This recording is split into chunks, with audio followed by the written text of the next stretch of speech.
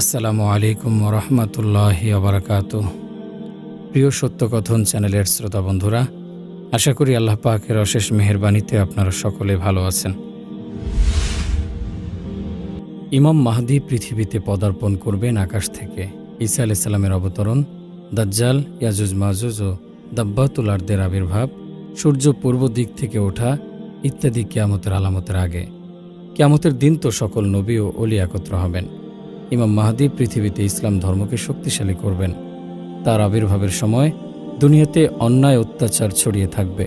তার মাধ্যমে দুনিয়ার ন্যায় ইনসাফ ও দ্বীনিমানের আলোয় আলোকিত হবে।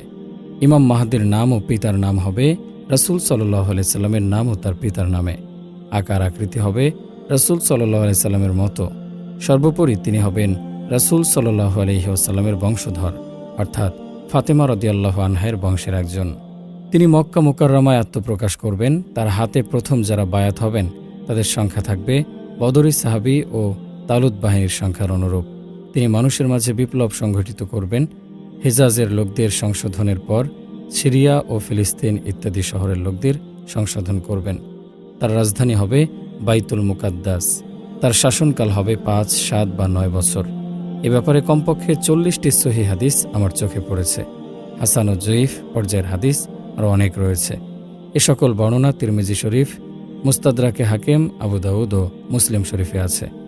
রাসূল সাল্লাল্লাহু আলাইহি ওয়াসাল্লাম ইরশাদ করেন, কিয়ামত সংঘটিত হতে যদি একদিনও বাকি থাকে, তবুও মহান আল্লাহ মাহদীকে অবশ্যই আত্মপ্রকাশ করাবেন। তার আত্মপ্রকাশের পরেই কিয়ামত সংঘটিত হবে। সুতরাং ইমাম মাহদীর আত্মপ্রকাশের বিষয়টি মেনে না নিয়ে কোনো উপায় নেই। অনেক ধোঁকাবাজ ইমাম মাহদী হওয়ার মিথ্যা দাবি করছে, কিন্তু তাদের কারো মাঝে সে সকল আলামত পাওয়া যায়নি যা প্রতিশ্রুত ইমাম মাহদীর ব্যাপারে উল্লেখ করা হয়েছে। ইমাম মাহদীর নাম হবে মুহাম্মদ।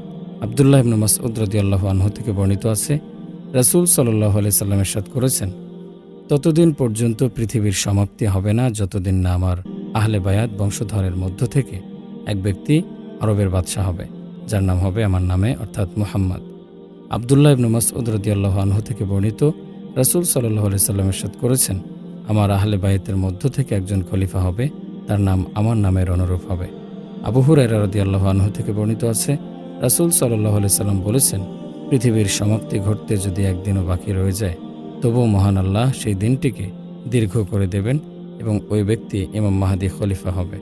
উভয় হাদিসের সারমর্ম হল, কিয়ামতের আগেই রাসূল সাল্লাল্লাহু আলাইহি সাল্লামের বংশের এই ব্যক্তির খলিফা হওয়া আবশ্যক এবং তার খেলাফতের পরে কিয়ামত সংঘটিত হবে। ইমাম মাহদীর বিরুদ্ধে লড়াইকারীরা ধ্বংস হয়ে যাবে।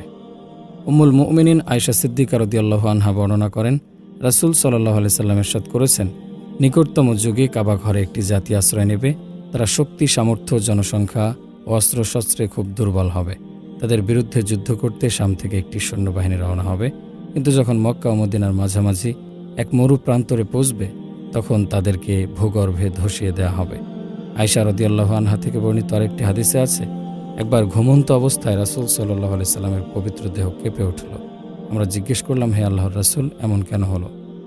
তিনি বললেন, বড় আশ্চর্যের বিষয় যে বাইতুল্লাহ আশ্রয় গ্রহণকারী এক কুরাইশি ব্যক্তির বিরুদ্ধে যুদ্ধ করতে আসবে একটি দল। তারা বাইদা, মক্কা ও মদিনার মধ্যবর্তী একটি ময়দান নামক স্থানে পৌঁছলে তাদেরকে ভূগর্ভে ধসিয়ে দেওয়া হবে। আমরা আরজ করলাম, হে আল্লাহর রাসূল, তাদের মধ্যে তো অনেক মুসাফিরও থাকতে পারে, যারা ঘটনাক্রমে পথে তাদের সঙ্গে মিলিত হয়ে গেছে। তাদেরকে কোন অপরাধে ধসিয়ে দেওয়া হবে? তিনি বললেন, হ্যাঁ, তাদের মধ্যে অনেকে আসবে যুদ্ধের উদ্দেশ্যে, অনেকে আসবে বাধ্য হয়ে, অর্থাৎ জোরপূর্বক নিয়ে আসা হবে, আর কিছু মুসাফিরও থাকবে। তাদের সবাইকেই ধসিয়ে দেওয়া হবে, তবে কিয়ামতের দিন প্রত্যেকের নিয়ত অনুযায়ী হাসর হবে। এ হাদিসের উদ্দেশ্য হল, আযাব নাজিল হওয়ার সময় অপরাধীদের সঙ্গে যারা থাকবে তারা আযাব থেকে রক্ষা পাবে না, তারাও আযাবের অন্তর্ভুক্ত হবে। তবে কিয়ামতের দিন প্রতিদান দেওয়া হবে প্রত্যেকের আমল ও নিয়ম অনুযায়ী।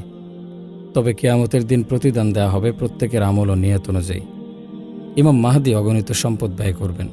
তাবেঈ আবু নাজরা রহমতুল্লাহি আলাইহি বর্ণনা করেন, একবার আমরা জাবের রাদিয়াল্লাহু আনহু-এর কাছে ছিলাম, তখন তিনি বললেন, এমন সময় ঘনিয়ে এসেছে যখন শামবাসীর কাছে দিনার ও শস্য কিছুই আমদানি করা যাবে না। আমরা জিজ্ঞেস করলাম, এই অবরোধ কাদের পক্ষ থেকে হবে? জাবের রাদিয়াল্লাহু আনহু বললেন, রোমানদের পক্ষ থেকে। এরপর কিছুক্ষণ চুপ থেকে বললেন, রাসূল সাল্লাল্লাহু আলাইহি সাল্লাম ইরশাদ করেছেন, আমার উম্মতের শেষ ভাগে একজন খলিফা আসবেন, অর্থাৎ ইমাম মাহদী।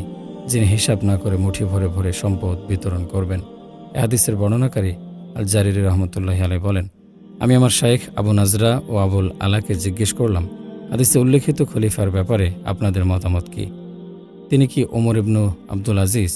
তারা দুজন বললেন, না, এ খলিফা ওমর ইবনু আব্দুল আজিজ ছাড়া অন্য কেউ হবেন।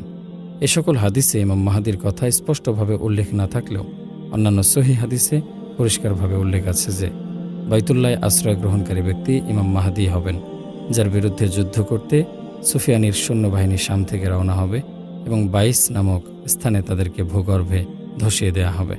এমনইভাবে সহিহ হাদিসে স্পষ্টভাবে এ বিষয়ের উল্লেখ পাওয়া যায় যে ইমাম মাহাদি মুঠি ভরে ভরে অগণিত সম্পদ দান করবেন। সুতরাং এ কথা নিঃসন্দেহে বলা যায় যে সকল হাদিসে ইমাম মাহাদির দিকে ইশারা করা হয়েছে এবং এগুলো তার সম্পর্কে বর্ণিত। জগৎময় ইনসাফ ছড়িয়ে পড়বে। আব্দুল্লাহ ইবনে মাসউদ রাদিয়াল্লাহু আনহু থেকে বর্ণিত আছে, মহানবী সাল্লাল্লাহু আলাইহি সাল্লাম বলেছেন, দুনিয়া ধ্বংস হতে যদি একদিনও বাকি থাকে, তবুও সেই দিনকে মহান আল্লাহ দীর্ঘ করে দেবেন, যাতে আমার বংশের মধ্য থেকে একজনকে সৃষ্টি করতে পারেন, যার নাম ও পিতার নাম আমার নামে ও আমার পিতার নামে হবে। তিনি পৃথিবীতে ন্যায় ও ইনসাফ কায়েম করবেন, অর্থাৎ পুরো পৃথিবীতে ন্যায়ের শাসন প্রতিষ্ঠা হবে। ইতপূর্বে যেমন জুলুম নির্যাতনে পৃথিবী ভরপুর ছিল, আলী রাদিয়াল্লাহু আনহু রাসূল সাল্লাল্লাহু আলাইহি সাল্লামের নিম্নোক্ত বাণী বর্ণনা করেন, যদি মহাকাল শেষ হতে একদিনও বাকি থাকে, তবুও মহান আল্লাহ আমার বংশের মধ্য থেকে এক ব্যক্তিকে পাঠাবেন, যিনি জুলুম নির্যাতনে অন্ধকারাচ্ছন্ন পৃথিবীকে ন্যায় ও ইনসাফ দ্বারা আলোকিত করবেন। ইমাম মাহদি ফাতেমা রাদিয়াল্লাহু আনহার বংশধর হবেন। উম্মুল মুমিনিন উম্মে সালামা রাদিয়াল্লাহু আনহা বলেন, আমি রাসূল সাল্লাল্লাহু আলাইহি ওয়াসাল্লামকে বলতে শুনেছি যে ইমাম মাহদি আমার বংশধর ও ফাতেমার সন্তানদের মধ্য থেকে হবেন। ইমাম মাহদির আকৃতি। আবু সাঈদ খুদরি রাদিয়াল্লাহু আনহু থেকে বর্ণিত আছে, রাসূল সাল্লাল্লাহু আলাইহি সাল্লাম ইরশাদ করেছেন, মাহদি আমার বংশধর হবেন, তার চেহারা খুব নুরানি ও উজ্জ্বল হবে, আর নাক হবে পাতলা উঁচু। তিনি পৃথিবীকে ইনসাফ দ্বারা আলোকিত করবেন। ইতিপূর্বে যা জুলুম নির্যাতনে অন্ধকারাচ্ছন্ন থাকবে, অর্থাৎ ইমাম মাহদির খেলাফতের আগে পৃথিবীতে জুলুম নির্যাতনের আধিক্য হবে, ন্যায় পরায়ণতার নাম নিশানাও থাকবে না। ইমাম মাহদির আবির্ভাব ও খেলাফত। উম্মে সালামা রাদিয়াল্লাহু আনহা রাসূল সাল্লাল্লাহু আলাইহি সাল্লাম থেকে বর্ণনা করেন, এক খলিফার ইন্তেকালের সময় নতুন খলিফা নির্বাচনে মদিনার মুসলিমদের মাঝে মতানৈক্য দেখা দেবে। এক ব্যক্তি অর্থাৎ ইমাম মাহদি খলিফা নির্বাচিত হওয়ার আশঙ্কায় মদিনা থেকে মক্কায় চলে যাবে। মক্কার কিছু লোক তাকে চিনতে পেরে তার কাছে আসবে এবং তাকে গৃহ থেকে হাজরে আসওয়াদ ও মাকামে ইব্রাহিমের মাঝে নিয়ে যাবে। তারা সেখানে তার হাতে বায়াত হবে। যখন তার খেলাফতের সংবাদ ছড়িয়ে পড়বে, তখন সামদেশ থেকে একটি সৈন্যবাহিনী তার বিরুদ্ধে যুদ্ধ করতে অগ্রসর হবে। তারা ইমাম মাহদি পর্যন্ত পৌঁছার আগেই তাদেরকে মক্কা মদিনার মাঝামাঝি বাইদা নামক স্থানে ভূগর্ভে ধসিয়ে দেয়া হবে। এই শিক্ষণীয় আযাবের পর শামের আবদাল ও ইরাকের বুজুর্গরা এসে তার হাতে বায়াত হবে।